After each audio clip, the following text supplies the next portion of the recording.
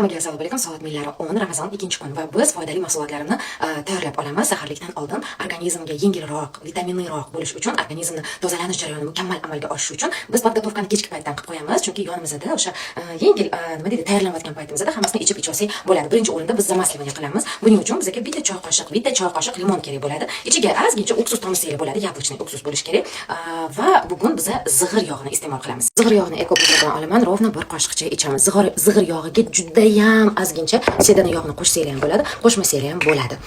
Men ozgincha qo'shishga qaror qabul qildim. Buni biz limon bilan aralashtiramiz, lekin srazu emas. Iste'mol qilishdan oldin aralashtiramiz. Sedana yog'i juda ham kam bo'lishi kerak. Limonni mana shunaqa ozginasini sovolamiz va ozgincha olma sirkasi. Buni ham ekobozordan olganman. Har xil magazinlarda sotiladi. Menda amerikanskisi eng kuchlisi mana shu ikkalasini yotoqxonamga olib kirib ketaman. Ertalab bo'lishi bilan soat 3 da ichib olaman.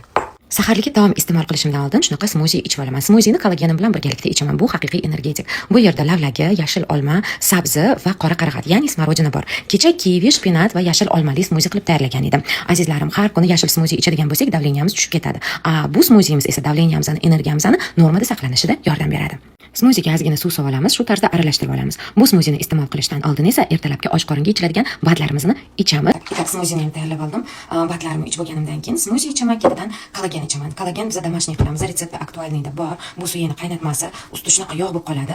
Yog'ni yechib tashlaysizlar, buni jiledagi yesa bo'ladi yoki bo'lsam olib qo'ysanglar, bu suvi sho'rva bo'lib qoladi. Shuni yarmini ichib olsa bo'ladi. Mana shu ikkalasini bir-biriga zakuska qilib ichib tashlasa bo'ladi. Mana sizlarga vlog, mana sizlarga kletchatka. Keyin oshqozoningizda joy qolganicha oqsilga boy taom yeysizlar. Shunaqa. Keyin nima deydi, energetik pasta yeysanglar bo'ladi. Yong'oq, kunjut, asallardan qilingan. Uni ham retseptini bundan keyin qo'yib beraman. Aktualniyda yanada ko'p foydali maslahatlarim bor. Obuna